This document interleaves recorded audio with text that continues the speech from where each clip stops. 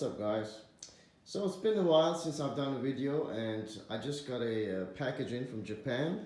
So I thought I might as well get back into the game and do a very simple video where I just talk about the stuff I got in this, and then later on I'm gonna do longer videos about the stuff in here that are of interest and deserve their own video. So let's have a look at what's inside here. Okay, so let's start with the most unusual item in the box, which is this little device here, the portable MD data drive. This is a fascinating piece of hardware that is absolutely useless, completely useless, and all the money I spent on this were a complete waste. I knew that to begin with. I just really wanted one because I'll do a video on this. This is a very, very beautiful device. Like the design of it, it's just, once I saw the way it looked and the fact that it's actually based on mini disc technology, I had to get it. But yeah, so this is just going to be a curiosity. I don't really like to buy stuff like that very often, but yeah, every once in a while it's nice. And here we have some games. Galaxy Force 2. This one has been on my list for a very long time. I kind of have a fascination with this game, especially the arcade version, which is one of my dreams, is to one day be able to play a fully functioning arcade version of this, because this is just a crazy game from the 80s. Like, I mean, it took up until the 2000s for them to be able to make a proper arcade perfect port of it, a game from the 80s. So it just goes to tell you how advanced the hardware that this was run on was. Here we have some X68000 games. Atomic Run and Chelnov. This is kind of like regarded as being somewhat of a kusoge. I played this with some friends once, just for the heck of it. He had a modded Xbox and just a bunch of games on it, and we chose this randomly and started playing it, and just started laughing at like how outlandish and the enemy designs and the graphics were. But then I kind of got into the game. I really enjoyed the gameplay, so I wanted a copy for my X68000. And the bonus thing about this is that it actually comes with a little converter thing that allows you to hook up a Mega Drive joystick to your X68000. Actually, I've already made one of these myself, but it's like nice to have a kind of a more professionally done version. Although I think the one I made looks better than this because it's a cable. This one is kind of a bare PCB. But yeah, so Chelnov actually uses 3 buttons. That's why it's good to have a 3-button controller. And the X68000 uses 2-button controller. So like hooking up a Mega Drive one kind of makes sense. And here we have a game that has been on my list for a very long time. The X68000 version of Daimakai Mura. Oh man, this is one of my favorite games, and now I have it on so many different platforms. I mean, I have had the Mega Drive version. That was the one I played first. Now I have the arcade perfect X68000 version. Even though I have an arcade machine, I don't really like collecting arcade boards. It's just not appealing to me because it's just a bare PCB you get. I much prefer to get like arcade perfect ports of arcade games rather than the PCBs. So this is much more substantial. I mean, you get a box, you got the artwork, you got the manual, the floppies. This feels like you're buying something. Also, it's much easier to store compared to a PCB. And here we have something else that is another very frivolous purchase of mine. A Super Graphics, a system with just a tiny handful of games for it. And among those games, if you pan up here, you can see we have Daima Kaimura again.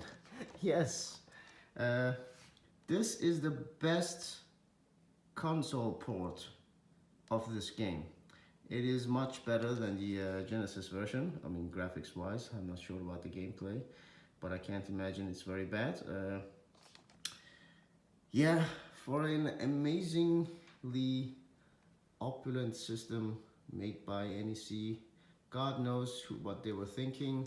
How could they follow up the success of the PC Engine with this, which was a huge flop? I mean, just look at the, this is the antithesis of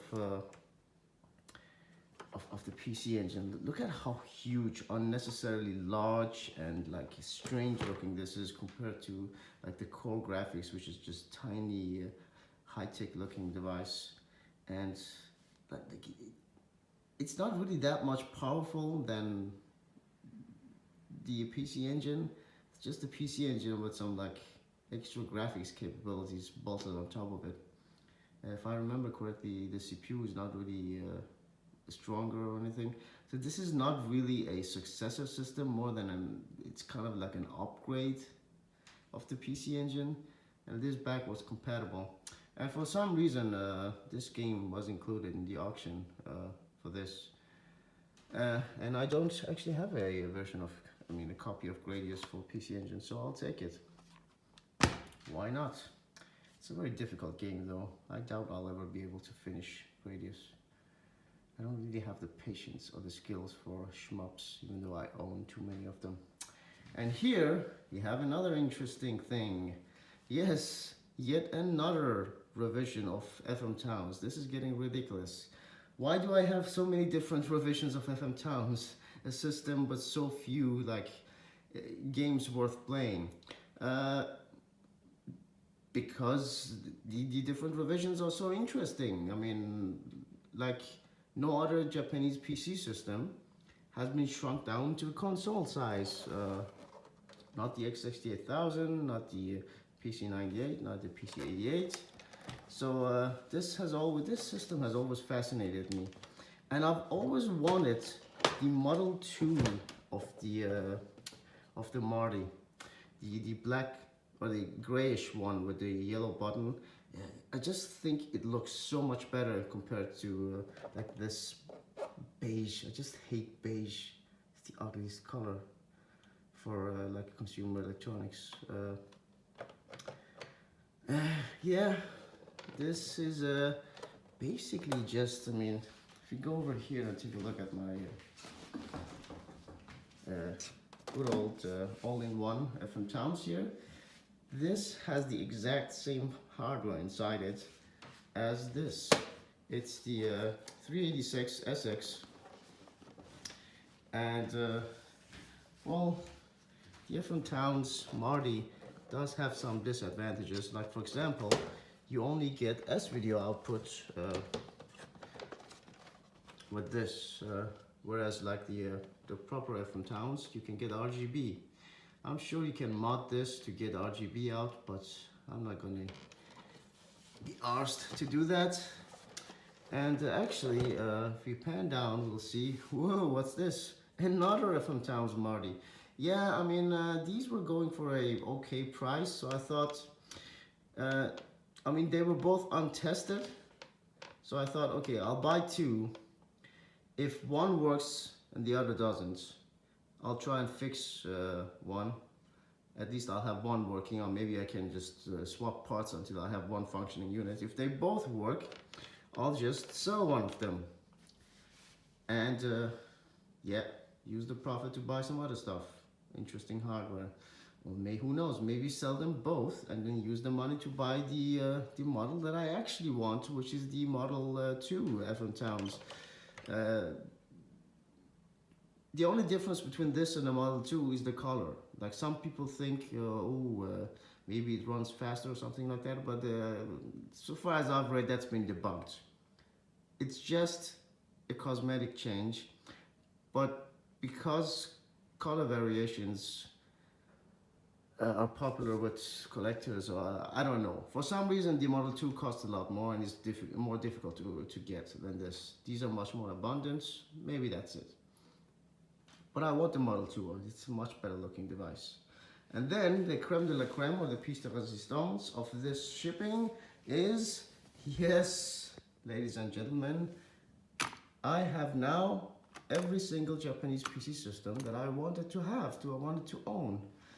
The final one being the PC88. A very interesting little platform.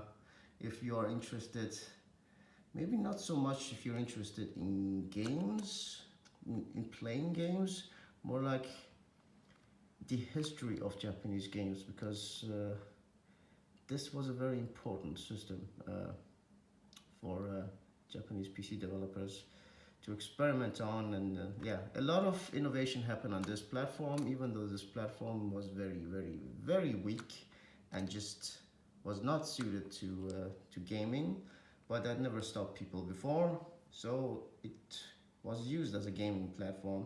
Now, an interesting thing about this particular model that I bought, the FH, is that the FH is actually not a very good model to get. This does not have the sound upgrade which models like the MA2 come with it built in. And if you want, you can actually buy the sound upgrade as like an expansion thing for this, but they are so rare that whenever they show up, they sell for like 4 or 5 times the price of the machine itself, and that's just insane. So I'm probably never going to do that. And I think, yeah, this machine is usually worth more than the MA2, which is the model to get as PC88 machines are concerned. Now, the reason why I bought this is because I care about aesthetics, and this is the only PC88 model that is black, because the FH, the regular FH, is actually just beige like every other PC88 variation, but this one is kind of a somewhat rare variant of the FH that is black, and I think black makes it look a lot more sleek. It's like much more in line with x68000 machines aesthetic wise. So I really wanted a black, and of course, as I've said before, always make sure when you buy a Japanese PC that it comes with a keyboard. Otherwise you're gonna have to pay a fortune to buy it separately. So I have been waiting years, I think, for a auction to show up for an FH black one with the keyboard at a time where I actually have money to bid on it, because there've been a few where I didn't bid on it, and they of course sold for much less than the market price. That always happens when I don't bid on things. I don't know. But eventually I got this. I don't even remember how much I paid for it. I think maybe 20,000 yen. I don't remember. Somewhere between 10 and 20,000 yen. Yeah, that's probably the average of what you're gonna have to pay off for a machine like this. And yeah, this is it. So I'm going to have to clean these up and test them, because I don't know which of these work, if any. And then in the future write some games or floppies for this one, and make a video about the PC88, make a video about different towns. I don't know whether this deserves its own video, probably not, but that device over there definitely does. So that's going to be another future video. Yeah, I'm gonna head off, guys. So until next time, see you.